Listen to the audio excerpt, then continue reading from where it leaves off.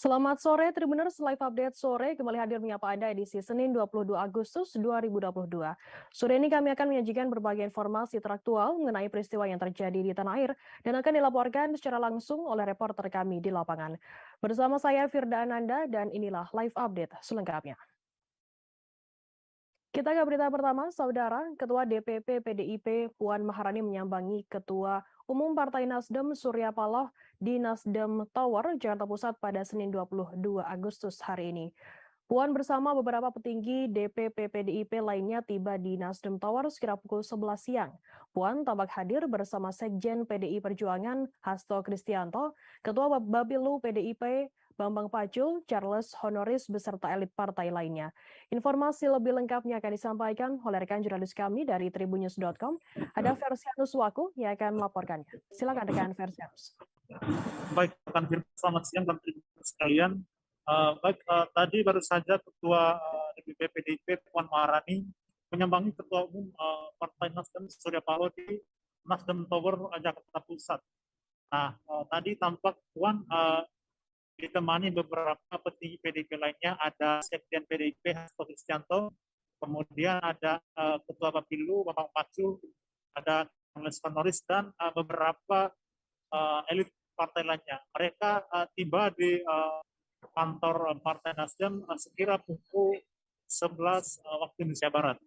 Nah, kemudian sementara dari Partai Nasdem sendiri menyambut kedatangan mereka, yakni ada Sekjen Partai Nasdem Joni G. Plate, kemudian ada Rahmat Gobel, kemudian ada Willy Aditya, kemudian ada Lestari Murtijat.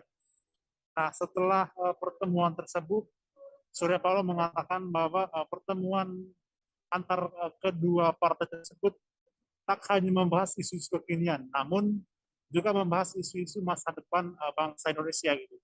Nah, kemudian Paloh mengaku sana pertemuan antara kedua tersebut cukup cair gitu, lantaran tak ada yang ditutup-tutupi antara kedua partai politik tersebut. Ia juga menyebut pertemuan itu juga merupakan langkah awal untuk pertemuan selanjutnya antara PDIP dengan Nasdem. Menurut Paloh, dalam pertemuan itu kedua partai tersebut sepakat untuk menyongsong pemilu 2024 dengan suasana yang optimis. Sementara Puan mengatakan pertemuan itu bukan hanya merupakan pertemuan politik antara kedua partai politik tersebut. Sebaliknya kata dia, pertemuan itu adalah pertemuan dengan seorang senior, seorang tua, seorang om yang kemudian menjamu keponakannya. Puan menuturkan pertemuan tersebut adalah awal untuk pertemuan-pertemuan yang akan datang. Sementara terkait capres PDIP, Puan mengatakan dinamikanya masih panjang, hampir kurang lebih 1 tahun ke depan. Nah, sementara tadi saat awak media sempat menanyakan soal nama Gubernur Jawa Tengah Pranowo yang masuk dalam bakal calon presiden Partai Nasdem. Nah, tadi sendiri mengatakan akan menanyakan terkait hal tersebut kepada Ketua Umum Partai Nasdem Surya Paloh. Nah, namun Surya Paloh mengaku bahwa terkait dengan keputusan tersebut hingga kini dinamikanya masih sangat cair dan dinamis. Baik, sekian rekan Firda. Baik, terima kasih rekan jurnalis dari tribunnews.com atas laporan Anda. Selamat bertugas kembali. Akan kami tampilkan Tribuners wawancara dari Puan Maharani, Ketua DPP PDI Perjuangan.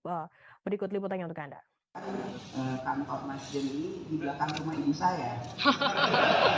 Jadi setelah dari rumah ibu saya 10 menit sampai ke sini. Dan tentu saja karena memang silaturahminya ini bukan hanya ke Ketua Umum Partai Nasdem, tapi juga silaturahmi seorang keponakan kepada omnya. Jadi ya dekat lah.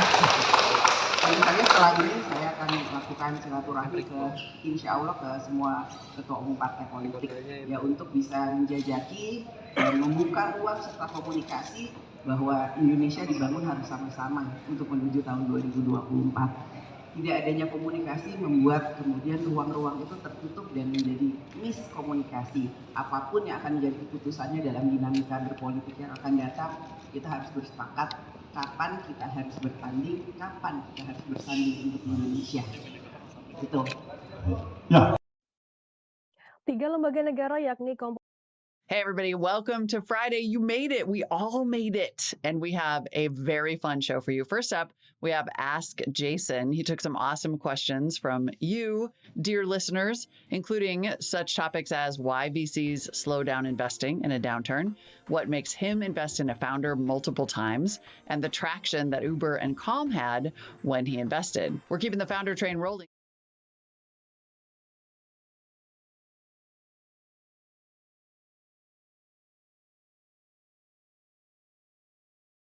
Brigadir Nofriansyah Yosua Huta Barat alias Brigadir J kepada Komisi 3 DPR RI dalam rapat dengar pendapat di Kompleks Parlemen Senayan, Jakarta pada Senin 22 Agustus hari ini. Para pimpinan lembaga negara yang menyampaikan penjelasannya kepada Komisi 3 DPR RI, diantaranya Ketua Kompolnas Mahfud MD, Ketua Komnas HAM Ahmad Taufan Damanik, dan Ketua LPSK Hasto Atmojo Suroyo. Sidang terbuka untuk umum tersebut dipimpin oleh Wakil Ketua Komisi 3 DPR RI Ahmad Sahroni dengan diikuti sejumlah anggota DPR RI yang telah quorum. Informasi lebih lengkapnya akan disampaikan oleh rekan jurnalis kami dari tribunnews.com. Ada Gita Irawan yang akan melaporkannya. Silakan rekan Gita. Terima kasih Firda. Selamat sore Tribuners. Saat ini saya sedang berada di Kompleks Parlemen di Senayan, Jakarta. Saat ini masih berlangsung rapat dengar pendapat dengan 3 lembaga negara, yakni Kompolnas, Komnas HAM, dan LPSK.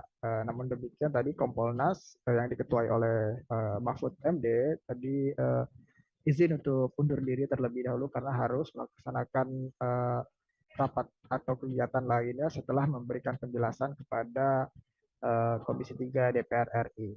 Ya, terkait dengan apa yang disampaikan atau dijelaskan oleh Mahfud MD selaku Ketua Kompolnas ex officio Menko Polhukam, tadi disampaikan sejumlah tugas dan juga fungsi Kompolnas sebagai pengawas eksternal dari Polri dalam kasus tewasnya Brigadir J.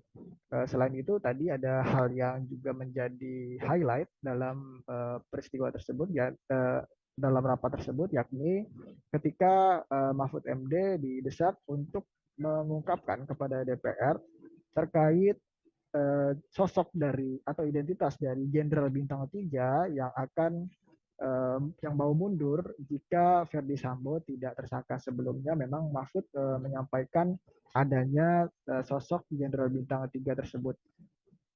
Namun demikian dalam rapat tadi Mahfud MD menolak untuk menyampaikan siapa sosok Jenderal Bintang 3 Polri tersebut kepada DPR.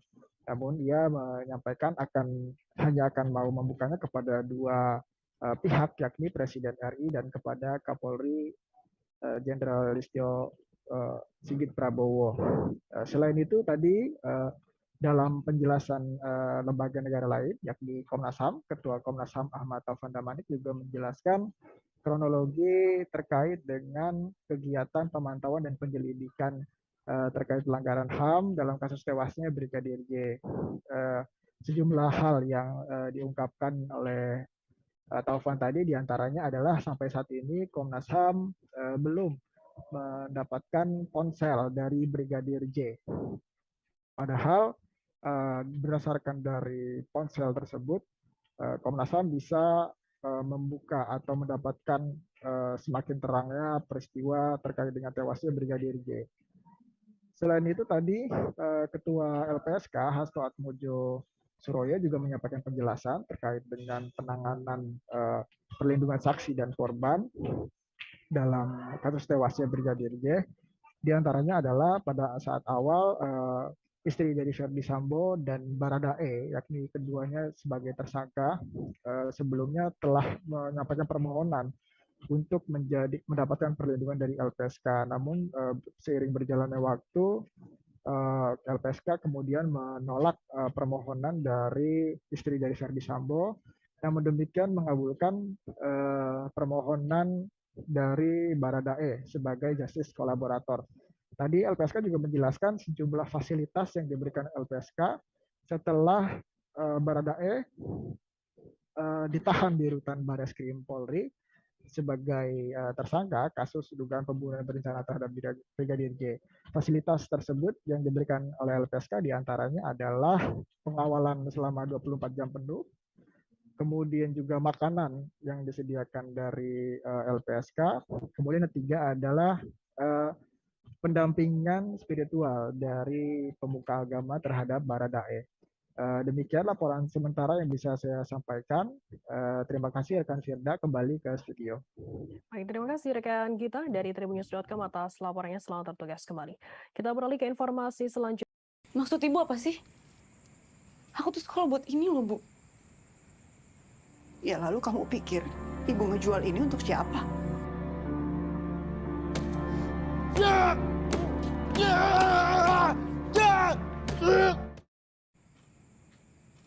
Aku nyerah, Rey. Ladang itu udah gak bisa dipertahanin lagi. Dan kamu gak akan pernah ngerti. Karena kamu gak pernah ada di posisi ini.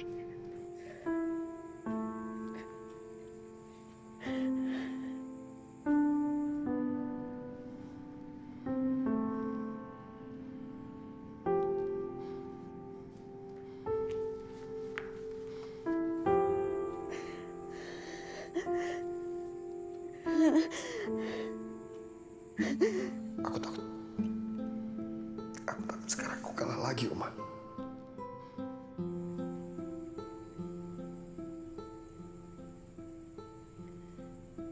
Rey, omamu ini seorang saksi dari berbagai transisi yang terjadi. Setiap transisi itu selalu terjadi perubahan. Hanya satu yang tidak berubah, yaitu cinta.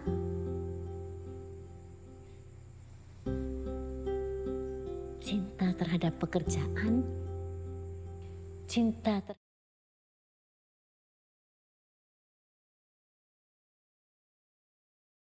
Dokter Forensik Indonesia atau PDFI menyerahkan hasil autopsi ulang Brigadir Nofriansyah Yosua Huta Barat alias Brigadir J kepada pihak kepolisian di Bareskrim Polri, Jakarta Selatan pada Senin 22 Agustus hari ini. Ketua Tim Dokter Forensik Gabungan Ade Firmansyah mengatakan hasil autopsi menunjukkan tidak ada tanda-tanda kekerasan selain tembakan senjata api di tubuh Brigadir J. Ia membeberkan bahwa dokter forensik hanya menemukan 5 luka tembak masuk dan 4 luka tembak keluar di jenazah Brigadir J. Informasi lebih lengkapnya akan disampaikan oleh rekan jurnalis kami dari tribunnews.com. Ada Ikman Ibrahim yang akan melaporkannya. Silakan rekan Ikman. Ya, benar rekan Brigda. Memang tadi Perhimpunan Dokter Forensik Indonesia atau PDFI menyerahkan hasil autopsi ulang jenazah Brigadir Yosua Huta Barat alias Brigadir J kepada pihak kepolisian di Bareskrim Polri Jakarta Selatan. Memang tadi Ketua Tim Forensik Gabungan Ade Firmansyah mengatakan bahwa hasil autopsi menunjukkan tidak ada tanda-tanda kekerasan selain luka tembak senjata api di tubuh Brigadir J. Tapi tadi dia juga merinci bahwa jenazah Brigadir J ditemukan 5 tembakan masuk dan 4 tembakan keluar. Namun dia tidak menyebutkan secara rinci mengenai lokasi lubang peluru di tubuh Brigadir J. Tapi memang tadi dia hanya menjelaskan bahwa luka tembakan fatal yang ada di tubuh Brigadir J berada di kepala dan dada. Selain itu juga dia menjelaskan bahwa luka jari putus di tangan kiri Brigadir J bukan tanda kekerasan, melainkan merupakan rekoset atau alias tersambar peluru seperti itu. Selain itu juga tadi PDFI juga membenarkan bahwa menemukan otak Brigadir J di bagian badan seperti itu. Namun hal itu menurut Ade merupakan hal yang wajar lantaran masih bagian dari proses otopsi yang pertama. PDFI juga tadi mengungkapkan bahwa pembusukan jenazah Brigadir J menjadi salah satu kendala yang dialami oleh tim dokter forensik. Namun begitu, tadi PDFI juga menegaskan bahwa mereka bekerja profesional dan independen dalam menganalisa jenazah Brigadir J. Sebaliknya, tim dokter juga bekerja tidak dalam tekanan pihak manapun. Demikian rekan Firda. Baik, terima kasih rekan Iqman atas laporan Anda. Selamat bertugas kembali. Kita beralih ke informasi lainnya, Saudara. Kebakaran melahap 100 rumah di Jalan Simpruk Golf 2 RT 8 RW 8 Grogol Selatan, Kebayoran Lama, Jakarta Selatan pada Minggu 21 Agustus pagi. Beberapa jam setelah kebakaran padam, terlihat asap masih mengepul di sejumlah titik bekas rumah yang terbakar. Kemudian pada Senin 22 Agustus kira pukul setengah 12 siang tadi, asap itu masih sangat terlihat jelas. Sementara itu sejumlah warga tampak berada di lokasi kebakaran untuk memilah besi dan barang dari runtuhan puing kebakaran. Informasi lebih lengkapnya akan disampaikan oleh rekan jurnalis kami dari wartakotalive.com, ada Ramadan yang akan melaporkannya. Silakan rekan Ramadan. Ya, baik rekan Firda, dapat saya informasikan bahwa kebakaran melanda 100 rumah di Jalan Simpruk Golf 2, RT 008 RW 08, Kelurahan Grogol Selatan, Kecamatan Kebayoran Lama, Jakarta Selatan pada pagi hari seperti itu. Tak hanya itu saja, akibat kebakaran tersebut satu orang diketahui meninggal dunia akibat shock dan kelelahan karena mengetahui rumahnya terbakar seperti itu. Dan berdasarkan pantauan di lokasi pada hari ini, sekitar pukul 12 tadi, terlihat asap masih mengepul seperti itu di sekitar lokasi. Namun hal itu tidak menyurutkan warga sekitar, yang mana rumah yang terbakar seperti itu, mereka tetap mencari barang-barang yang sekiranya masih bisa dapat diselamatkan seperti itu di lokasi kejadian. Dan mereka saat ditanya seperti itu sudah mengikhlaskan rumahnya terbakar, dan saat ini mereka berada di pengungsian, yang mana pengungsian tersebut tidak jauh dari lokasi kejadian seperti itu. Dan mereka juga mendapat bantuan, dan di mana salah satunya pemerintah kota atau Pemkot Jakarta Selatan pada pagi tadi juga datang ke lokasi kejadian seperti itu untuk meninjau langsung seperti apa pasca kebakaran yang terjadi pada minggu kemarin.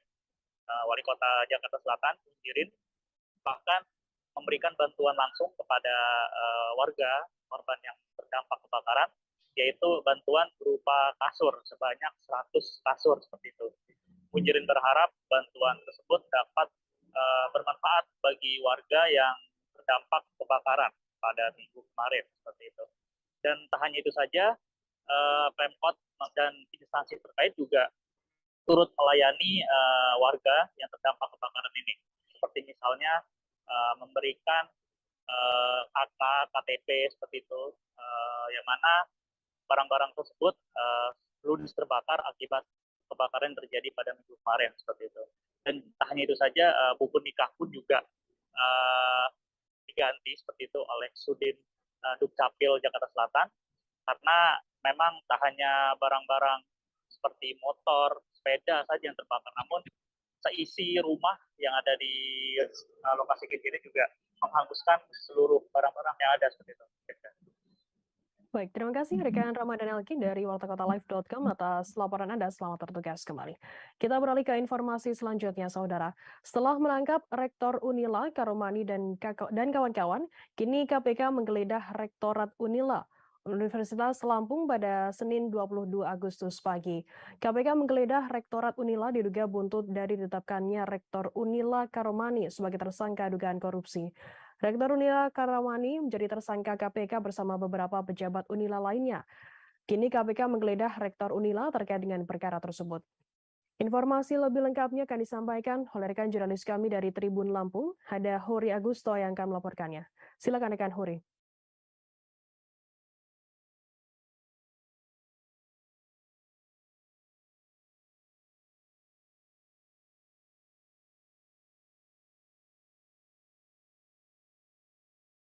Kita beralih ke informasi selanjutnya, Saudara. Seorang pekerja hutan tanaman industri atau HTI di Pelalawan bernama CH Sopiana Manik, 44 tahun, menjadi korban serangan harimau Sumatera di Desa Pulau Muda, Kecamatan Teluk Meranti. Korban diterkam harimau saat berada di pinggir kanal, tepatnya di depan barak DHG perusahaan PT Pranap Timber Desa Pulau Muda sekira pukul setengah 8 malam.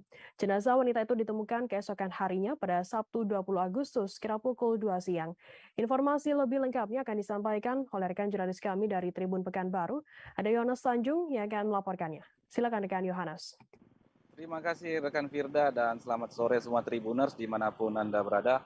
Benar, pada Jumat malam kemarin, seorang warga Pelalawan yang merupakan pekerja di perusahaan hutan tanaman industri atau HTI, tepatnya di Desa Pulau Muda, Kecamatan Teluk Meranti, Kabupaten Pelalawan, tewas akibat serangan harimau Sumatera yang terjadi pada hari Jumat kemarin. Korban bernama Seha Sofiana Manik, berumur 44 tahun, diterkam harimau tepat di depan barak pekerja tempat mereka tinggal di Desa Pulau Muda. Ya, saat itu korban Seha sedang duduk di dekat kanal perusahaan HTI tersebut, dan tidak jauh dari dari korban, suaminya bernama Rudi Zai sedang mandi di dekat kanal. Namun tiba-tiba seekor harimau Sumatera keluar dari kanal dan langsung menerkam korban Seha dari belakang dan mencengkram leher korban dan menarik korban masuk ke dalam hutan tanaman industri atau hutan akasia. Suami korban sendiri melihat langsung ketika istrinya disantap oleh harimau tersebut dan langsung berteriak meminta tolong kepada para pekerja lainnya. Alhasil anak korban dan para pekerja lainnya juga berkumpul untuk mencari keberadaan korban yang ditarik harimau ke dalam hutan akasia. Sekitar 50 meter dari tempat kejadian perkara, mereka melihat jenazah, maksud kami tubuh korban berada di dekat menara pemantau api milik perusahaan. Namun mereka tidak berani mengeksekusinya, Tribuners, karena masih melihat harimau Sumatera yang diperkirakan berukuran dewasa masih berada di sekitar tubuh korban, berjaga-jaga dan tetap menjaga tubuh korban yang sudah dalam keadaan terluka pada bagian leher dan wajah. Berserang 30 menit mereka menunggu, namun harimau tersebut tak kunjung pergi. Alhasil mereka memutuskan untuk kembali ke barak. Sekitar 1 jam kembali, mereka kembali ke tempat menara pemantau api tersebut dan melihat ternyata korban tidak ada lagi di situ dan diperkirakan sudah dibawa oleh harimau ke dalam hutan lebih jauh lagi. Keesokan harinya mereka langsung melapor kepada pihak manajemen, dan manajemen perusahaan dari PT Pranap Timber juga melapor ke Polsek Kuala Kampar maksud kami, karena lokasi kejadian lebih dekat ke Kecamatan Kuala Kampar dibanding Kecamatan Teluk Meranti. Alhasil tim gabungan dari kepolisian, karyawan dan manajemen perusahaan melakukan pencarian pada hari Sabtu pukul 8 dan sampai pukul 14 baru tim gabungan menemukan jenazah korban tepat di area hutan Greenbelt milik perusahaan, diperkirakan sekitar 1 km dari TKP penerkaman. Kondisi korban ditemukan sangat mengenaskan, beberapa bagian tubuh hilang dan bagian dalam perut juga sudah terburai. Hasil dilakukan evakuasi dan dilakukan pengangkutan jenazah korban dan diserahkan kepada keluarga untuk dikebumikan. Konfirmasi kami juga bersama dengan Balai Konservasi dan Sumber Daya Alam atau BKSDA Riau. BKSDA Riau telah menurunkan tim yang berjumlah 6 orang pada hari Sabtu kemarin dan melakukan mitigasi dan penanganan konflik di Desa Pulau Muda, Kecamatan Teluk Meranti tersebut. Tim menemukan memang banyak jejak harimau di lokasi dan juga kotoran harimau yang ada di sekitar barak pekerja. Diperkirakan memang harimau tersebut sudah sering melintas dari barak pekerja dan diduga melakukan penyerangan ketika ada korban di sekitar harimau tersebut. BKSDA juga memastikan jika areal tersebut merupakan habitat daripada si belang yang masuk dalam landscape Semenanjung Kampar dan dihuni beberapa individu harimau yang sampai saat ini masih menghuni kawasan hutan yang di sana. Terakhir konfirmasi kami tadi dengan BKSDA Tribuners, BKSDA akan melakukan pemasangan kamera jebak atau kamera trap di sekitar lokasi penyerangan dan juga berencana memasang kandang jebak untuk menangkap harimau tersebut. Demikian informasi yang bisa kami sampaikan bersama saya Johannes Tanjung, jurnalis tribunpekanbaru.com yang bertugas di Kabupaten Pelalawan. Kembali ke rekan Firda di studio. Baik, terima kasih rekan Yohanes Tanjung dari Tribun Pekanbaru atas laporan Anda. Selamat bertugas kembali. Kita beralih ke informasi lainnya, Saudara. Setelah menangkap Rektor Unila Karomani dan kawan-kawan, kini KPK menggeledah Rektorat Unila pada Senin 22 Agustus pagi. KPK menggeledah Rektorat Unila diduga buntut dari ditetapkannya Rektor Unila Karomani sebagai tersangka dugaan korupsi. Informasi lebih lengkapnya akan disampaikan oleh rekan jurnalis kami dari Tribun Lampung. Ada Hori Agusto yang akan melaporkannya. Silakan rekan Huri. Oke, terima kasih rekan Firda. Benar sekali bahwa hingga saat ini dari tadi pagi sekitar pukul 8 pagi tadi, rombongan penyidik KPK tengah melakukan penyidikan atau tengah melakukan penggeledahan terkait pemeriksaan tindak lanjut dari kasus suap yang dilakukan oleh Rektor Unila atau Profesor Karomani dan beserta kawan-kawannya atau beserta koleganya yang berjumlah sekitar 4 orang. Dan hingga saat ini, saya saat ini sedang berada di halaman gedung Rektorat Unila, dan hingga saat ini tepat pada sekitar pukul 4.30 ini atau 4.20 ini, saat ini KPK masih berada di dalam ruangan dan masih melakukan pemeriksaan. Dan para awak media tengah menunggu di depan halaman gedung Rektorat untuk menantikan perkembangan terkait hasil dari pemeriksaan yang dilakukan oleh KPK. Dan keterangan dari pihak Unila sendiri, pihak Humas dari penerimaan mahasiswa baru Unila sendiri, Muhammad Komarudin, membenarkan bahwa saat ini memang tengah ada pemeriksaan yang dilakukan oleh pihak penyidik KPK yang di dalam gedung Rektorat Unila ini. Dan pemeriksaan itu sendiri telah berlangsung sejak sekitar pukul 8 tadi pagi dan masih berlangsung hingga saat ini.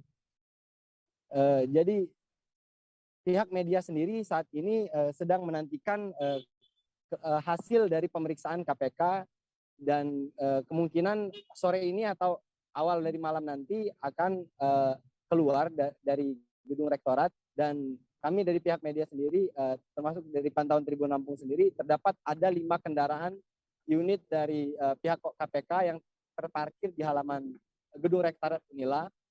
Dan pihak dari penyidik KPK sendiri diperkirakan masih di dalam ruangan melakukan pemeriksaan terhadap pihak-pihak yang dianggap terlibat dengan kasus suap ini sendiri. Demikian rekan Firda. Baik, terima kasih rekan Huri Agusto dari Tribun Lampung atas laporan Anda. Selamat bertugas kembali. Kita beralih ke informasi lainnya, Saudara. Ratusan guru honorer mengatasnamakan Forum Guru Lulus Passing Grade atau FSLP menggelar demo di kantor DPR di Kota Padang pada Senin 22 Agustus. Mereka datang mempertanyakan nasib 1.228 guru honorer yang sudah lulus Passing Grade seleksi P3K tahun 2001. Namun hingga kini surat keputusan pengangkatan mereka tidak kunjung keluar. Informasi lebih lengkapnya akan disampaikan oleh rekan jurnalis kami dari Tribun Padang. Ada Rima Kurniati yang akan melaporkannya. Silakan rekan Rima. Baik, Firda. Hari ini ratusan guru di Kota Padang menggelar demo di depan DPRD Padang. Mereka merupakan guru honorer yang telah lulus passing grade seleksi P3K tahun 2021. Namun hingga saat ini mereka belum kunjung mendapatkan SK pengangkatan. Padahal mereka sudah dinyatakan lulus sejak Desember tahun 2021 yang lalu. Para guru honorer ini juga khawatir berkas mereka akan hangus sebab pemerintah pusat memberi batas waktu pengajuan ini pada hari ini. Namun Pemko Padang hingga saat ini belum mengajukan berkas pengangkatan guru honorer tersebut.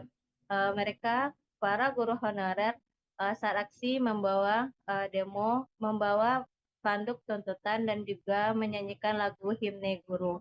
Saat menyanyikan lagu tersebut, para guru tampak menangis.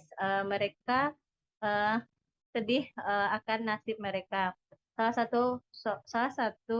Maksud saya seorang guru bernama Nur Ikhlas mengaku dia sudah menjadi guru honorer selama 20 tahun.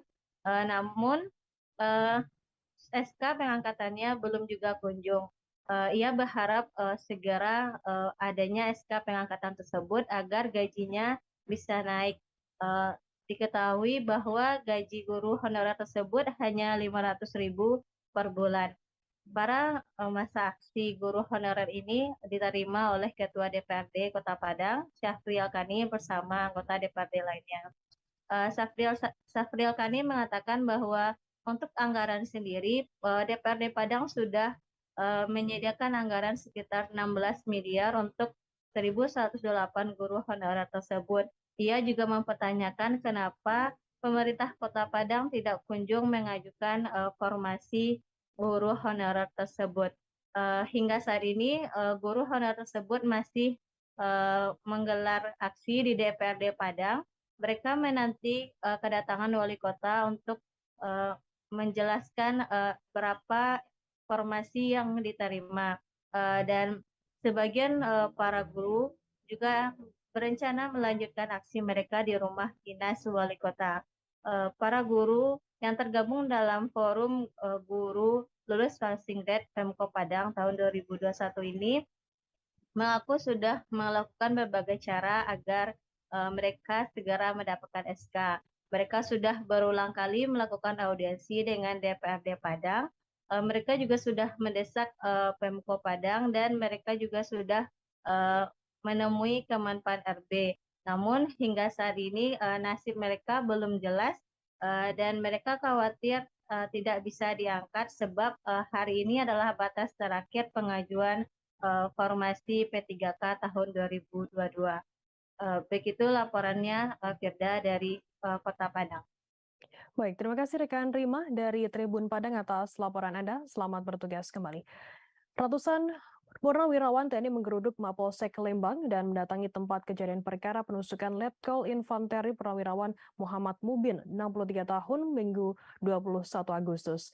Seperti diketahui, Muhammad Mubin tewas ditikam oleh pelaku berinisial HH, 30 tahun pada Selasa 16 Agustus lalu di sekitar Jalan Adiwarta, Desa Lembang, Kecamatan Lembang, Kabupaten Bandung Barat. Informasi lebih lengkapnya akan disampaikan oleh rekan jurnalis kami dari Tribun Jabar. Ada Hilman Kamaludin yang akan melaporkannya. Silakan rekan Hilman. Ya, selamat sore Firda dan Tribuners. Kali ini saya melaporkan terkait aksi penggerebekan yang dilakukan purnawirawan di Mapolsek Lembang kemarin. Aksi itu merupakan aksi susulan dari adanya kasus penusukan yang menimpa seorang purnawirawan berpangkat letkol yaitu Muhammad Mubin yang ditusuk oleh seorang pemilik toko di kawasan Lembang karena telah melakukan parkir di sekitar rumahnya sehingga mobil yang berada di depan rumah pelaku ini menghalangi korban. Menghalangi dari pelaku untuk akses masuknya. Kemudian dari situ pelaku naik pitam gitu, merasa marah karena sudah berulang kali dilakukan peneguran, korban tetap saja melakukan parkir di sekitar rumahnya. Kemudian aksi penusukan itu dilakukan di dalam mobil korban sendiri sebanyak 5 kali sehingga korban mengalami penusuk. Korban luka pada bagian leher, dada dan perut. Untuk bagian leher 2 tusukan, dada 2 tusukan, dan perut 1 tusukan. Namun dari aksi tersebut pelaku langsung diamankan oleh aparat kepolisian. Saat itu juga setelah 1 jam setelah kejadian diamankan di rumahnya. Hanya saja dari purnawirawan yang merupakan rekan seprofesi korban saat menjabat menjadi anggota TNI itu merasa tidak puas dengan penanganan yang dilakukan aparat kepolisian. Kabarnya ada rekayasa kasus dan sebagainya, padahal aparat kepolisian sudah seprofesional mungkin melakukan penanganan terkait kasus tersebut. Hingga akhirnya mereka mendatangi Mapolsek Lembang dan sekitar TKP lokasi kejadian di kawasan Lembang, Kabupaten Bandung Barat kemarin. Nah, berdasarkan keterangan dari seorang purnawirawan bahwa aksi itu merupakan aksi solidaritas untuk mengawal kasus tersebut gitu. Dengan demikian, para purnawirawan itu langsung beraudiensi dengan Kapolres Cimahi AKBP Imron Ermawan, dan AKBP Imron Ermawan menegaskan bahwa kasus tersebut dilakukan penanganan secara profesional dan tidak ada rekayasa sama sekali. Bahkan penanganan kasus juga dilakukan secara transparan. Dengan begitu, Purnawirawan juga mendesak agar polisi menetapkan pasal yang berat, hukuman yang berat kepada pelaku, hingga akhirnya polisi sekarang menetapkan pasal pembunuhan berencana kepada pelaku ini. Dan untuk saat ini pelaku sudah ditahan di Mapolda Jabar karena kasusnya dari Polres Cimahi itu dilimpahkan ke Polda Jabar, dan saat ini pelaku sudah ditahan dan berkas perkaranya kabarnya bakal segera dilimpahkan ke kejaksaan karena tinggal menunggu penyusuran berkasnya rampung gitu. Nah, untuk saat ini Kapolres juga mengimbau kepada semua masyarakat dan purnawirawan yang kemarin menggeruduk Mapolsek Lembang bahwa jangan percaya dengan berita-berita bohong terkait kasus tersebut, karena pihaknya saat ini sudah melakukan penanganan dengan baik seprofesional mungkin, sehingga penanganan kasus ini bakal transparan dan dipastikan tidak ada rekayasa seperti adanya informasi yang sebelumnya beredar di media sosial seperti itu, Gerda. Terima kasih. Ya, baik, terima kasih rekan Hilman Kamaludin dari Tribun Jabar atas laporan Anda. Selamat bertugas kembali. Kita beralih ke informasi lainnya, Saudara. Jajaran Polres Sorong Kota Polda Papua Barat meringkus seorang bandar judi online atau togel di Kota Sorong, Papua Barat. Kasat Reskrim Polres Sorong Kota Ibtu Ahmad Elias Syarif mengatakan penangkapan seorang bandar togel ini berdasarkan dari informasi warga.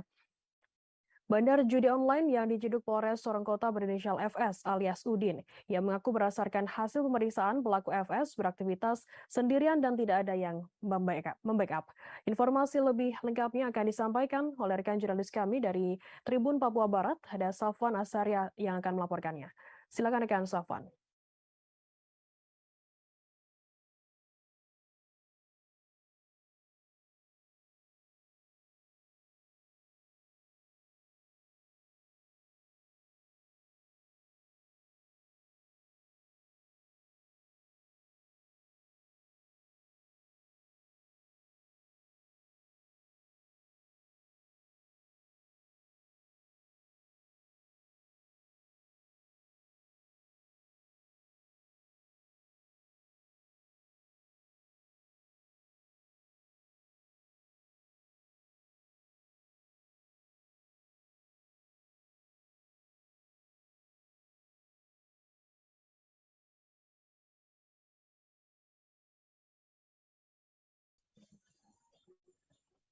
Silakan rekan Safwan.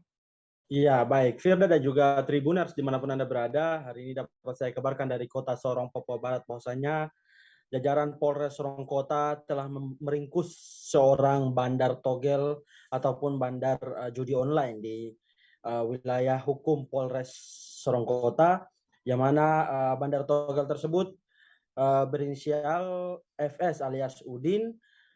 Nah, pada pelaksanaan kegiatan judi online di wilayah Sorong sendiri, beliau melaksanakan seorang diri, dan berdasarkan keterangan yang kami dapat dari Kasat Reskrim Polres Sorong Kota, beliau menjelaskan bahwa pada saat penangkapan barang bukti yang diamankan adalah satu unit handphone dan juga uang berjumlah 1.551.000.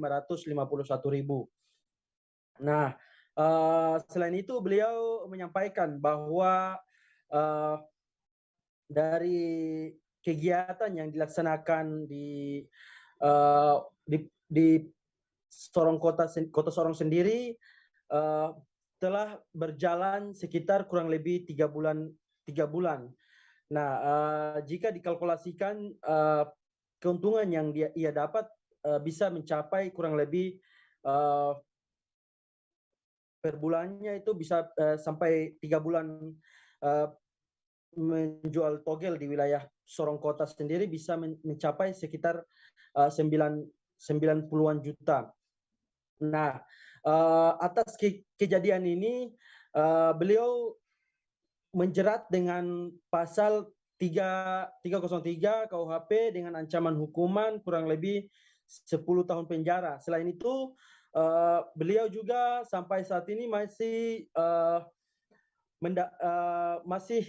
mencari beberapa nama, yang mana dari nama-nama tersebut masih ada beberapa oknum bos yang melakukan praktek judi online di wilayah Sorong Kota itu sendiri. Begitu, Firda. Baik, terima kasih rekan Sofwan dari Tribun Papua Barat atas laporan Anda. Selamat bertugas kembali. Akan kami tampilkan Tribuners wawancara dari Kasat Reskrim Polres Sorong Kota, Ibtu Ahmad Elia Syarif. Berikut liputannya untuk Anda. Kami dari Satreskrim akan melaksanakan rilis terkait masalah LP nomor 55 bulan Agustus 2022. Ini terkait masalah judi togel, yang dimana kronologisnya pada hari Sabtu tanggal 20 Agustus 2022 sekitar pukul 22.39 WIB telah dilakukan penangkapan terhadap pelaku bandar togel online. Awalnya tim dapat informasi dari masyarakat bahwa ini TKP-nya di Jalan Merpati, Kompleks Al-Amin, Kota Sorong. Untuk tersangka atas nama FS atau alias Udin. Kemudian untuk barang buktinya kita amankan ini ada satu unit handphone Galaxy A13 warna hitam yang diduga dipergunakan untuk untuk membuka situs judi tersebut. Untuk situs judinya online tersebut adalah Totojitu. Kemudian ini barang buktinya sejumlah uang kurang lebih 1.551.000 yang terdiri dari 3 lembar uang 100 pecahan 100.000, kemudian 15 lembar uang pecahan 50.000, kemudian 11 lembar uang pecahan 20.000, kemudian 10 lembar uang pecahan 10.000, kemudian 30. Presiden Joko Widodo mengunjungi Pasar Pucang Anom di Kelurahan Pucang Sewu, Kecamatan Gubeng, Surabaya pada Minggu 21 Agustus. Presiden membagikan sejumlah bantuan sosial kepada sejumlah pedagang hingga pelaku usaha di kota Surabaya secara simbolis. Tiba pada pukul 2 siang, Presiden Jokowi tiba dengan didampingi oleh Ibu Iriana Joko Widodo. Turut mendampingi pula Gubernur Jawa Timur Hovifah Indar Parawansa dan Wali Kota Surabaya Eri Cahyadi. Informasi lebih lengkapnya akan disampaikan oleh rekan jurnalis kami dari surya.co.id. Ada Bobby Kolowai yang akan melaporkannya. Silakan rekan Bobby. Baik, Firda dan Tribuners dimanapun berada. Ya, benar sekali Presiden Joko Widodo pada minggu kemarin mengunjungi kota Surabaya, tepatnya di Pasar Pucang Anom di Kecamatan Gubeng. Presiden dalam kesempatan itu menyerahkan sejumlah bantuan kepada warga kota Surabaya. Di antara bantuan yang diberikan, di antaranya program Keluarga Harapan atau PKH, bantuan pangan non tunai atau BPNT, serta bantuan modal usaha. Presiden dalam kesempatan itu sempat berbincang-bincang dengan sejumlah penerima, yang mana Presiden menyampaikan pesan bahwa modal usaha yang diberikan oleh pemerintah diharapkan dapat digunakan sebaik mungkin, diantaranya untuk modal usaha masing-masing pekerja. Selain itu, Presiden Jokowi juga menjelaskan bahwa bantuan modal usaha itu digunakan bukan untuk kepentingan pribadi. Firda dan Tribuners dimanapun berada, kunjungan Jokowi di pasar itu merupakan rangkaian awal dalam kunjungan Presiden di Jawa Timur, yang mana dalam beberapa hari ini ya, setelah kemarin di Surabaya, Presiden juga mengunjungi beberapa kota lain di Jawa Timur. Firda, dalam kunjungan kemarin, Presiden Jokowi juga didampingi oleh Gubernur Jawa Timur Hovifah Indar Parawansa dan Wali Kota Surabaya Eri Cahyadi. Sambutan Presiden di Pasar Pucang Anom pun cukup antusias ya, yang mana selain oleh pedagang, warga di sekitar pasar juga berjajar ya sejak siang hari menunggu kehadiran Presiden Joko Widodo bersama rombongan. Dalam kesempatan itu, Presiden Jokowi juga sempat menyapa para pedagang di dalam pasar serta para pembeli ya yang kebetulan sedang berbelanja di dalam pasar tersebut. Beda. Ya, baik, terima kasih rekan jurnalis dari surya.co.id, Bobby, atas laporan Anda. Selamat bertugas kembali. Kita beralih ke informasi, akan kami tampilkan Tribuners wawancara dari Anna Fajriatin, Kepala Dinas Sosial Surabaya. Berikut liputannya untuk Anda.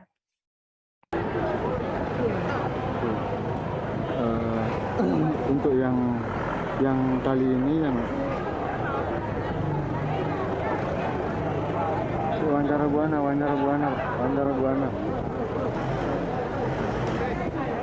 Untuk yang disalurkan kali ini jumlahnya ada berapa? Jadi untuk penerima PKH di PNT ada 100 KPM, 100 penerima manfaat. Kemudian untuk program atensi ada 20. Kemudian untuk program bantuan modal kerja ada 10. Jadi totalnya 130.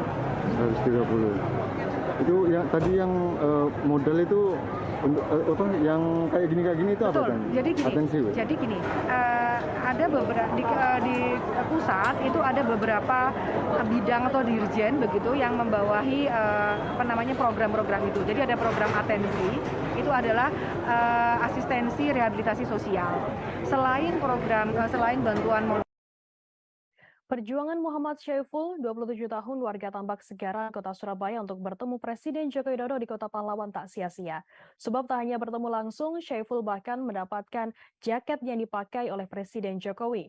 Momen tak terlupakan bagi Syaiful itu terjadi di sela konser Satu Komando yang digelar kelompok relawan Sapu Lidi di Stadion Gelora 10 November, Tambak Sari, Kota Surabaya pada Minggu 21 Agustus. Informasi lebih lengkapnya akan disampaikan oleh rekan jurnalis kami dari Tribun Jatim. Ada Yusron yang akan melaporkannya. Silakan rekan Yusron. Ya, selamat sore Tirta dan Tribuners. Ya, sekali memang Presiden Joko Widodo pada sore kemarin menghadiri acara yang digelar oleh kelompok relawan Jokowi di Jawa Timur, langsung Kota Surabaya. Ya, kebetulan memang Presiden Jokowi selama beberapa hari ini tengah berada di Jawa Timur untuk melaksanakan sejumlah kunjungan kerja. Ya, pada kegiatan relawan yang berlangsung di Stadion Gelora 10 November Kota Surabaya kemarin terdapat momen menarik di mana salah seorang relawan bernama Muhammad Syaiful mendapat hadiah jaket yang baru dipakai oleh Presiden Jokowi. Syaiful yang diketahui merupakan warga Tambak Segaran Kota Surabaya nampak kehilangan begitu dipanggil Jokowi ke atas panggung untuk diberikan jaket berwarna merah dari Presiden secara langsung. Bahkan jaket itu sempat dipakaikan langsung oleh Jokowi kepada Syaiful. Ya. Firda, Syaiful yang sehari-hari bekerja sebagai driver ojol di Surabaya itu mengaku sangat beruntung sebab dia tidak menyangka bisa bertemu langsung dengan Presiden Jokowi, bahkan juga mendapatkan jaket dari Presiden. Dia mengaku beruntung karena merupakan satu-satunya peserta yang mendapat hadiah jaket dari Presiden dalam kegiatan itu. Sementara jumlah peserta yang hadir dalam kegiatan relawan itu diketahui terdapat sekitar puluhan ribu yang hadir di Stadion Gelora 10 November di Kota Surabaya.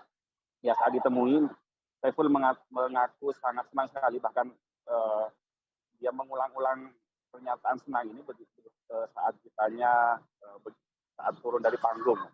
Syaiful menganggap juga keberuntungannya itu sebagai hasil dari doa istrinya yang kebetulan memang tidak bisa ikut hadir bersama Syaiful pada acara relawan itu. Namun menurut Syaiful, istrinya memang berdoa agar Syaiful yang sangat ingin sekali bertemu dengan Presiden Jokowi dapat bertemu langsung dengan sang Presiden. Hilda. Ya. Baik, terima kasih rekan Yusron dari Tribun Jatim atas laporan Anda. Selamat bertugas kembali. Kita beralih ke informasi lainnya, Saudara. Kondisi embung Bina Latung yang ada di Kelurahan Kampung 1 sempat mengalami kekeringan. Kondisi ini sudah terjadi sejak 7 Agustus terakhir. Dampaknya produksi terhenti sejak 13 Agustus kemarin, terkhusus di wilayah timur. Informasi lebih lengkapnya akan disampaikan oleh rekan jurnalis kami dari Tribun Kaltara. Ada Andi Pausia yang akan melaporkannya. Silakan rekan Andi. Ya, baik rekan Firda, selamat sore Tribuners, bersama saya Andi melaporkan dari Tarakan, Provinsi Kalimantan Utara. Ya, benar saya sampaikan bahwa Tarakan memang saat ini tampaknya sedang memasuki musim kemarau dan hujan tak turun selama sekitar 2 pekan lamanya. Dan ini tentu saja berdampak pada embung Bina Latung yang berada di Kelurahan Kampung 1 mengalami kekeringan. Dan diperkirakan kekeringan sendiri sudah terjadi sejak sekitar tanggal 7 Agustus 2012 kemarin, dan imbasnya dampaknya produksi yang dilakukan di embung Bina Latung Kelurahan Kampung 1 tidak bisa dilakukan. Dan pada tanggal 13 Agustus 2022 kemarin Embung Binalatung resmi berhenti beroperasi sementara dan tidak bisa mengalirkan airnya ke pelanggan. Dan PDAM sendiri dalam hal ini menghentikan pendistribusian sementara dan memang tidak bisa digilir karena sumber air baku tidak ada di dalam embung Binalatung yang ada di Kelurahan Kampung 1 tersebut. Untuk wilayah terdampak sendiri ada di khususnya semua pelanggan yang ada di Kelurahan Tarakan Timur, Kota Tarakan, dan maksudnya seluruh kecamatan Tarakan Timur yang ada di Kota Tarakan, kemudian sebagian wilayah Tarakan Tengah dan sebagiannya lagi wilayah Tarakan Barat.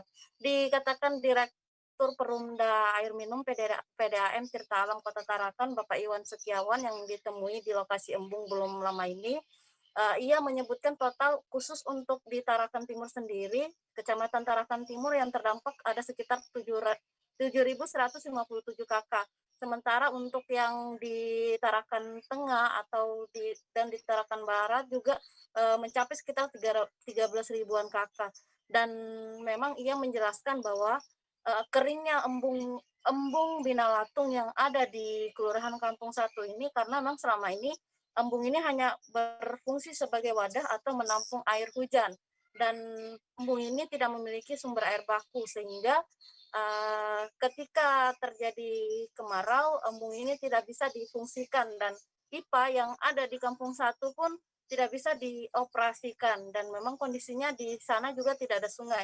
Dan selanjutnya untuk meskipun kondisi embung kering saat ini pihaknya memanfaatkan kondisi dengan melakukan beberapa perbaikan di pintu masuk, termasuk mengecek ada alat-alat yang mengalami kerusakan, ia manfaatkan untuk dilakukan perbaikan.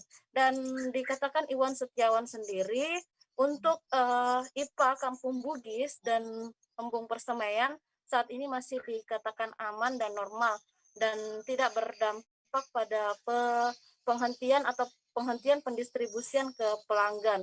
Lalu untuk solusinya sendiri dikatakan Iwan Setiawan, sebenarnya di tahun 2022 ini sebenarnya sudah bisa diaktifkan untuk embung Binalatung, namun kondisinya di IPA Indulung sendiri tidak bisa dioperasikan karena tidak ada listrik yang masuk ke sana.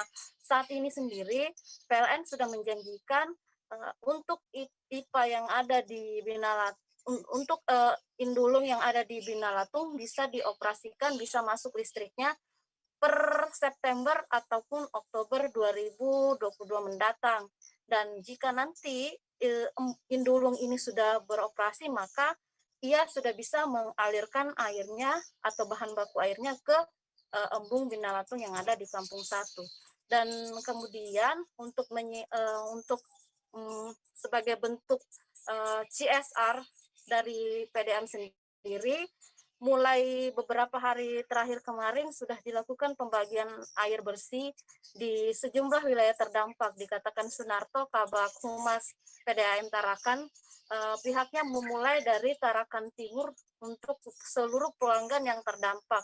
Di sini disiapkan 3 mobil yang diaktifkan, mobile berkeliling memasuki RT ke RT, lurah ke kelurahan untuk menjangkau masyarakat yang membutuhkan air bersih. Kemudian ia juga menyampaikan kepada masyarakat juga bisa mengambil air bersih di kantor PDAM Tarakan dengan catatan tentunya harus membawa bukti pembayaran rekening di bulan Juli kemarin. Demikian rekan. Baik, terima kasih rekan Andi Pausiah dari Tribun Kaltara atas laporan Anda. Selamat bertugas kembali. Akan kami tampilkan Tribuners wawancara dari Direktur Perumda Air PDAM Tirta Alam Kota Tarakan, Iwan Setiawan. Berikut liputannya untuk Anda. Tanggung jawab yang sangat besar, Pak Direktur PDAM Tarakan.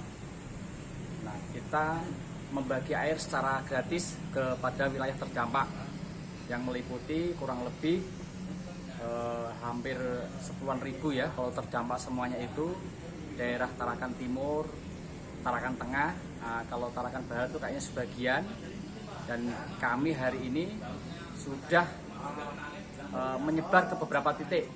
Ada yang di Tenguyun, terus ada lagi di, saya lihat dulu Pak ya, ini ada beberapa catatan masuk.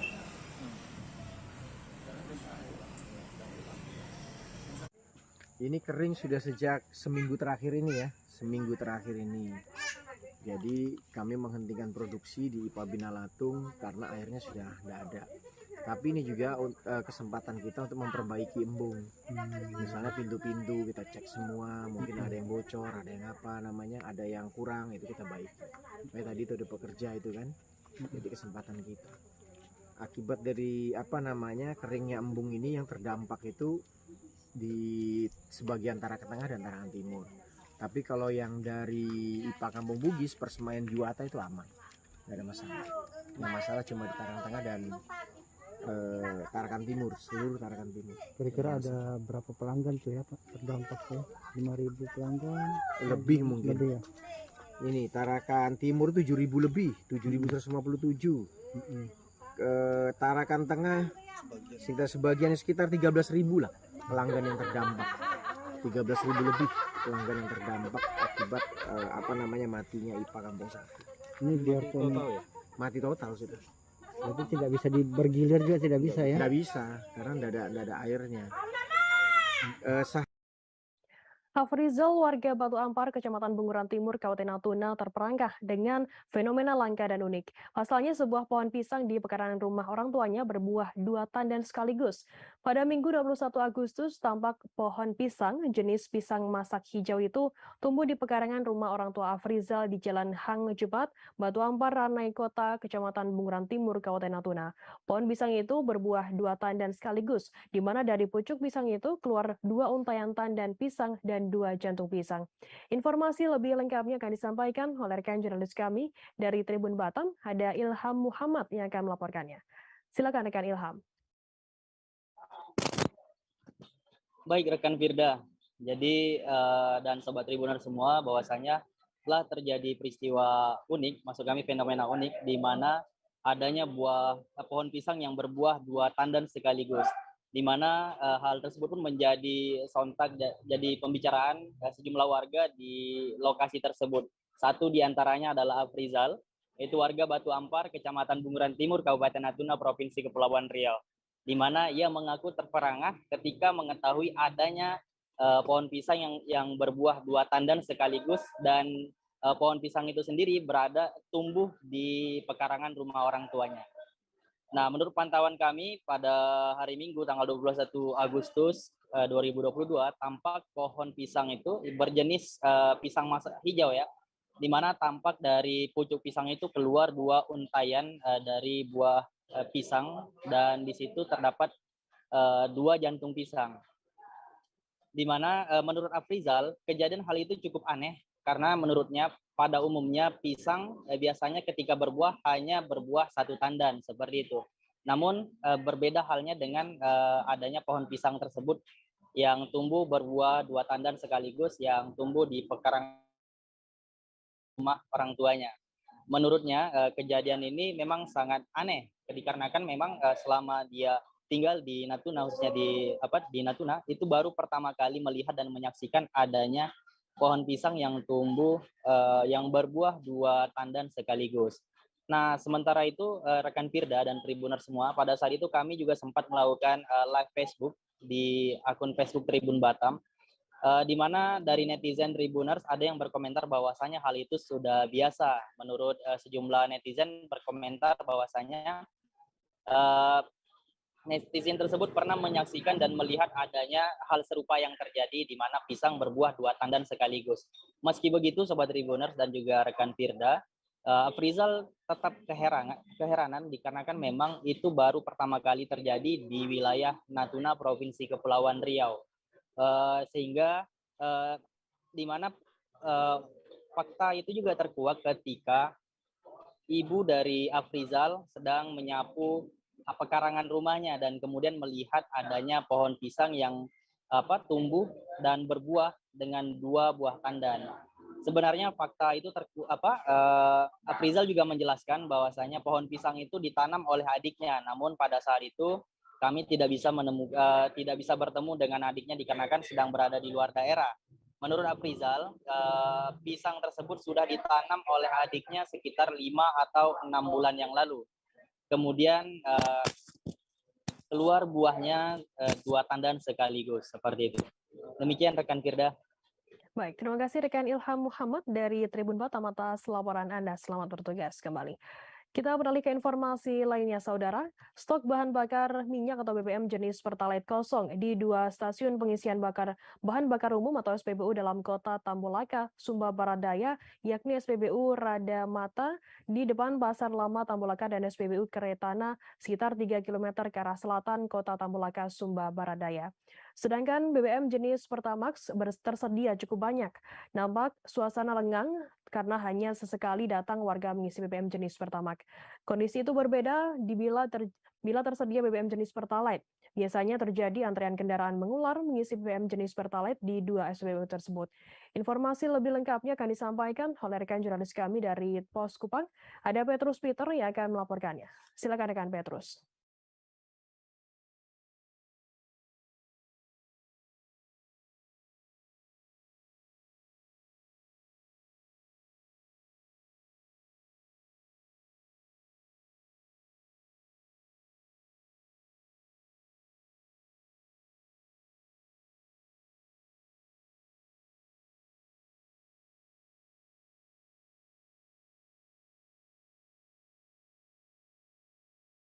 Silakan rekan Petrus.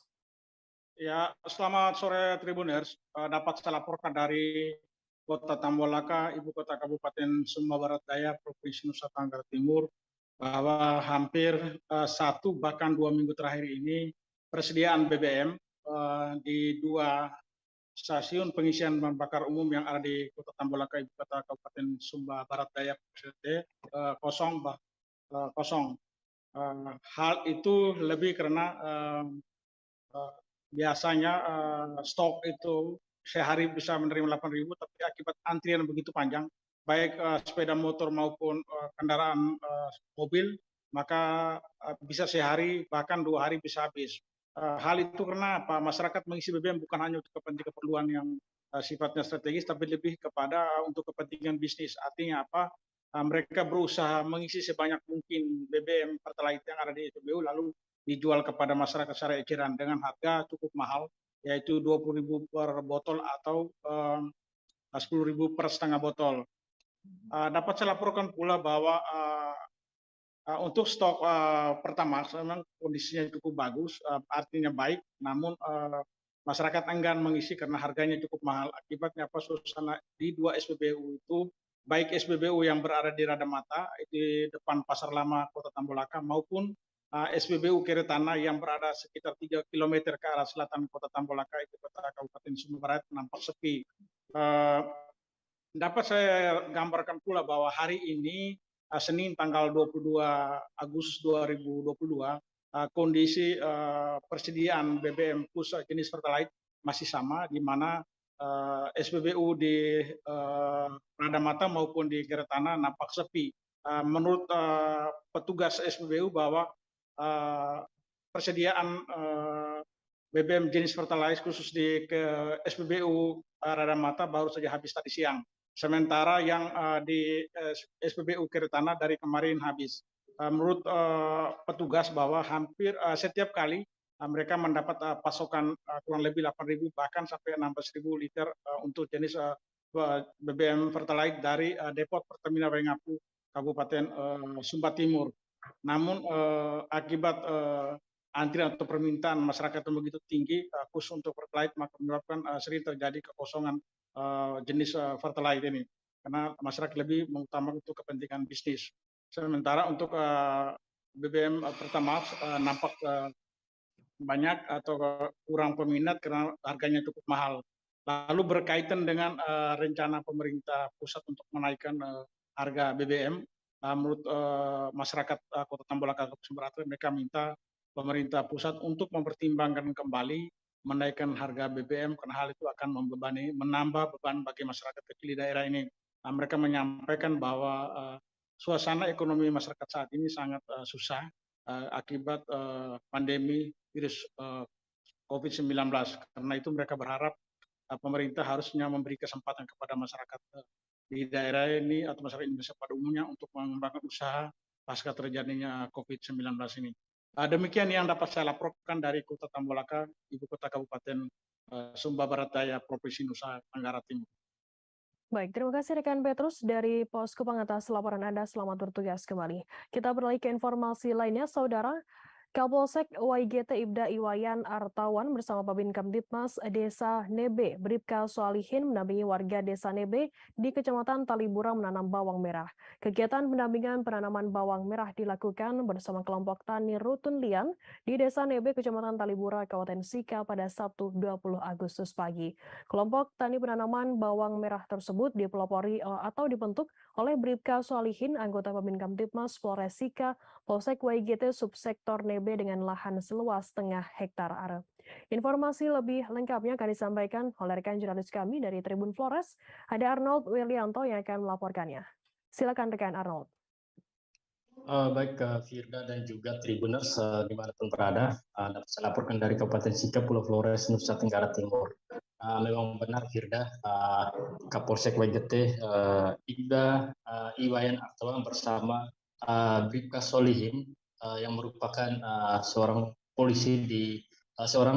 polisi atau di Babin Kamtibmas di wilayah Desa Nebe, di mana beliau ini menjadi pelopor bagi masyarakat di wilayah Desa Nebe, di mana beliau ini mendampingi masyarakat dua kelompok untuk menanam bawang merah. Ini merupakan bentuk tanggung jawab sebagai Babin Kamtibmas di wilayah yang ia tugas, di mana kelompok yang ia bina merupakan masyarakat atau petani di desa tersebut.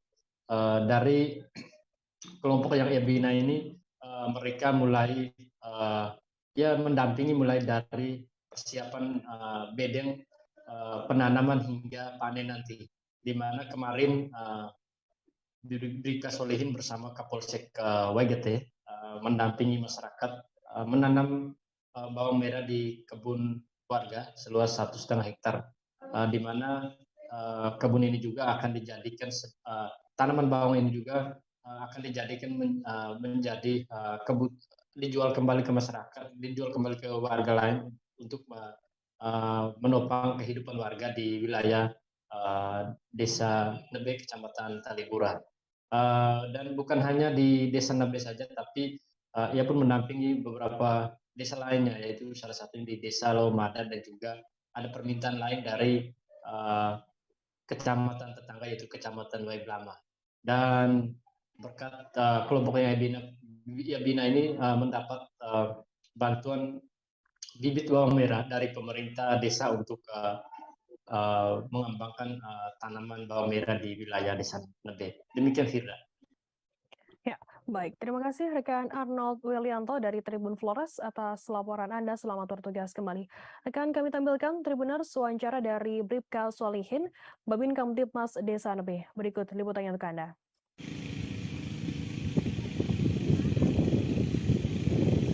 Halo, selamat siang. Pak, mungkin bisa jelaskan kegiatan hari ini, apa nih kegiatan hari ini? Kegiatan di hari kita kegiatan penanaman bawang merah untuk kelompok Rutun Lian dengan jumlah anggota sekitar 15 orang. Ini kelompok ini mendapatkan bantuan dari dana desa. Ada 250 kilo. Dana desa ini ada kegiatan untuk 20%-an, 20% untuk ketahanan pangan itu. Salah satu dari beberapa kelompok yang mendapatkan bantuan dari 20% itu adalah dua kelompok ini untuk bawang merah. Sejauh ini sudah berapa bibit yang sudah ditanam di Desa Nebe ini, sudah berapa banyak? Kelompok yang pertama ini, dua kelompok ini adalah dua kelompok dampingan dan binaan Babin Kamtibmas. Persib Bandung secara resmi memperkenalkan Luis Milla Aspas sebagai pelatih baru kepada publik di Geraha Persib Kota Bandung pada Senin 22 Agustus. Luis Milla diperkenalkan langsung kepada publik oleh Direktur PT Persib Bandung Bermartabat atau PBB Teddy Cahyono dan dua komisaris PT PBB Umuh Muhtar dan Kuswara Estaryono. Informasi lebih lengkapnya akan disampaikan oleh rekan jurnalis kami dari Tribun Jabar, ada Dianza Valevi yang akan melaporkannya. Silakan rekan Dianza. Baik, Firda dan Tribuners, dapat saya laporkan bahwa pada hari ini manajemen Persib Bandung secara resmi mengumumkan pelatih barunya Luis Milla. Luis Milla ini dikenalkan kepada bobotoh beberapa hari lalu, yaitu tepatnya tanggal 19 Agustus 2022, melalui pernyataan resminya baik dari sosial media maupun dari website resminya. Di pernyataan tersebut, Persib Bandung mengatakan untuk memilih Luis Milla sebagai pengganti Robert Record yang sebelumnya mundur pada beberapa hari lalu ya Tribuners. Lalu perkenalan Luis Milla ini kepada publik berlangsung di Geraha Persib Kota Bandung Senin 22 Agustus 2022.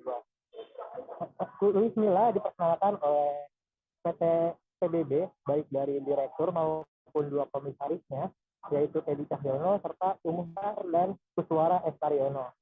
Menggunakan seragam Persib, Luis Milla terlihat antusias saat diperkenalkan pertama kali sebagai nahkoda Maung Bandung.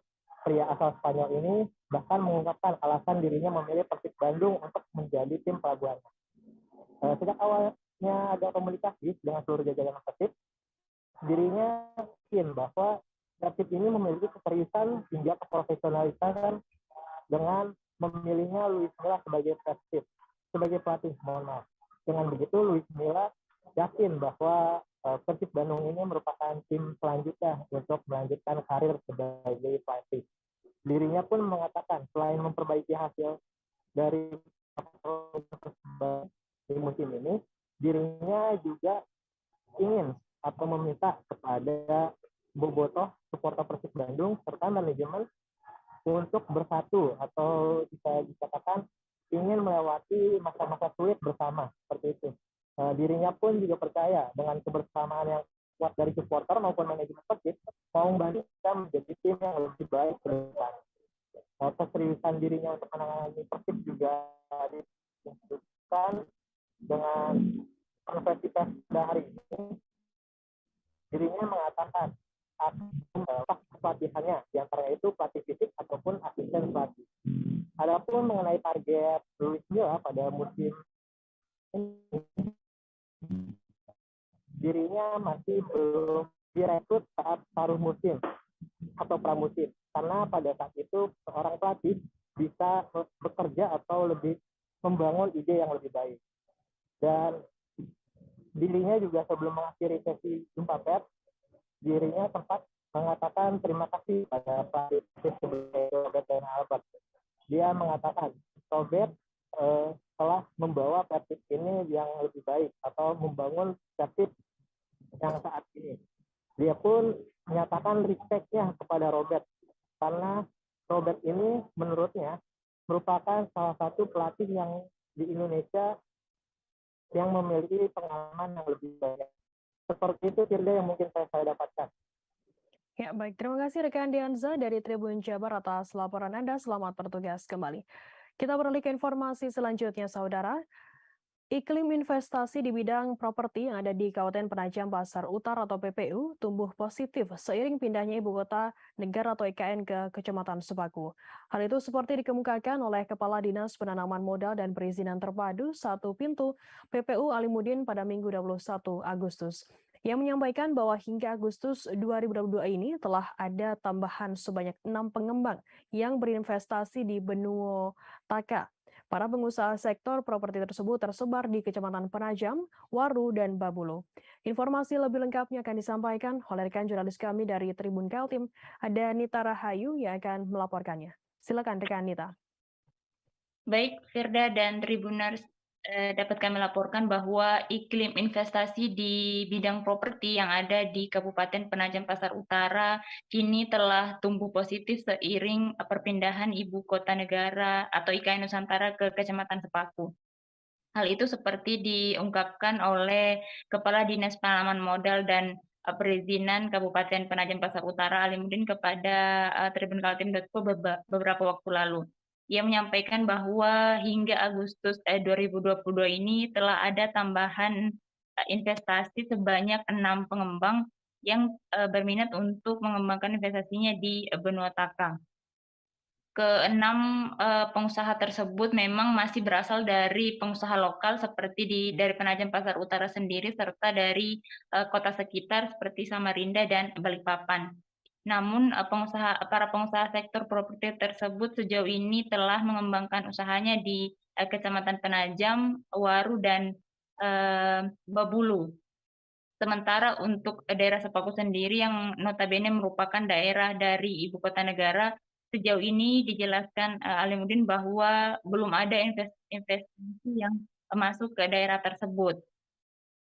Saat ini jumlah sektor properti yang telah berkembang di Penajam Pasar Utara sejak 2021 ada sebanyak 15 perusahaan dengan total nilai investasi yakni kurang lebih sebanyak 150 miliar rupiah.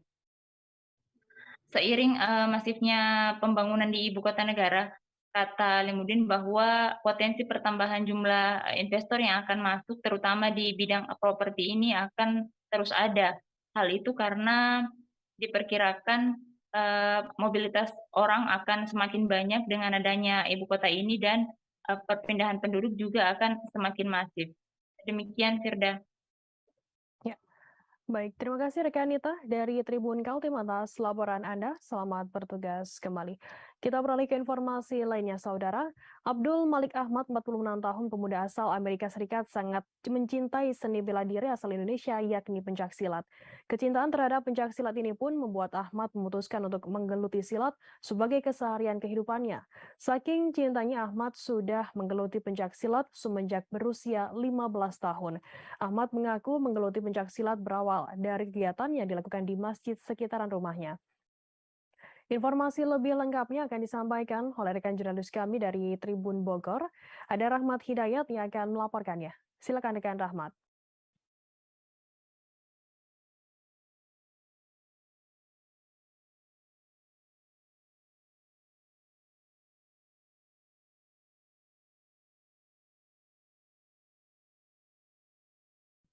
Ya baik, Firda dan rekan-rekan Tribuners lainnya dapat kami sampaikan bahwasanya memang betul Abdul Malik Ahmad ini seorang pria berkebangsaan Amerika Serikat yang selama 1 bulan ini sudah tinggal di kota Bogor sementara. Dan pada akhir bulan Agustus 2022 kali ini dirinya pun akan terbang kembali menuju ke negara asalnya di Amerika Serikat. Namun sebelum meninggalkan kota Bogor dan kembali ke negara asalnya, Abdul Malik Ahmad ini sempat kami temui di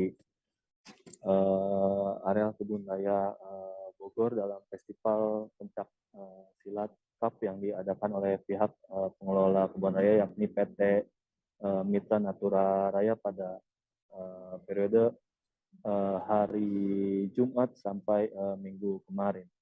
Dan kepada kami pun Abdul Malik Ahmad ini mengatakan bahwasanya dirinya sangat mencintai seni bela diri pencak silat yang kita ketahui bahwasanya seni bela diri pencaksilat ini merupakan seni bela diri asal Indonesia khususnya daerah Jawa Barat. Dan dirinya pun terlihat cukup lihai dalam memainkan jurus-jurus dari pencaksilat ini. Kelihayannya tersebut kepada kami dia mengatakan bahwasanya sudah menggeluti pencaksilat ini semenjak usianya baru 15 tahun, dan saat ini Abdul Malik Ahmad berusia 46 tahun dan artinya itu sudah menggeluti pencaksilat selama 31 tahun. Dan kegiatannya ini dan kecintaan dirinya terhadap pencaksilat ini tumbuh ketika dirinya mengikuti kegiatan yang ada di masjid sekitaran rumahnya di Amerika Serikat. Sehingga dari hal tersebut pencak silat ini langsung disukai oleh Abdul Malik Ahmad yang terus menggeluti hingga saat ini. Dan dia pun beralasan kenapa dirinya menyukai seni bela diri pencaksilat ini selain karena untuk olahraga. Dalam seni pencak silat ini dirinya dibuat untuk hidup teratur dan selalu berlatih dan memahami lingkungan sekitar, dan hal itu yang mendasari dirinya terus mencintai seni pencaksilat hingga saat ini. Cintanya ini pun berbuah hasil. Perlu diketahui oleh Tribuners lainnya, Abdul Malik Ahmad ini sudah beberapa kali mengikuti ajang perlombaan seni bela diri pencaksilat di negara asalnya, yakni Amerika Serikat. Sebagai perolehan medali pun pernah ia sabet dalam ajang perlombaan tersebut. Kepada kami, dirinya sering mendapatkan penghargaan mulai dari emas, perak, dan perunggu. Kemudian kecintaannya terhadap seni bela diri pencaksilat ini diteruskan dengan cara membuat padepokan silat di Amerika Serikat sana. Dan diketahui hingga saat ini ratusan murid sudah menjadi muridnya di padepokan yang dibuatnya di Amerika Serikat sana. Namun hal itu tidak membuat Abdul Malik Ahmad menjadi sombong dan lupa akan jati diri pencaksilat itu sendiri, di mana Abdul Malik Ahmad hingga saat ini selalu respect ataupun menghormati tokoh-tokoh seni pencaksilat yang berasal dari Indonesia, termasuk Edi Nalapraya, yang kita ketahui bahwasanya beliau merupakan tokoh pencaksilat dunia. Dan dirinya pun bercerita bahwasanya sangat mengenal sosok Edi Nalapraya. Menurutnya dirinya selalu menghormati, dan Edi Nalapraya pun selalu memberikan support kepada padepokan yang ada di Amerika Serikat sana yang ia rintis saking cintanya terhadap pencaksilat ini. Kemudian dirinya pun ingin terus melanjutkan kecintaan terhadap pencaksilat ini dengan cara terus mengembangkan dan mempromosikan kepada masyarakat yang berada di luar negeri, terutama masyarakat di sekitaran rumahnya, yakni di Amerika Serikat sana. Dirinya bertekad untuk terus mengembangkan pencaksilat ini sehingga bisa terkenal di seluruh dunia. Begitu, Firda, laporan yang bisa kami sampaikan. Ya, baik. Terima kasih, rekan jurnalis dari Tribun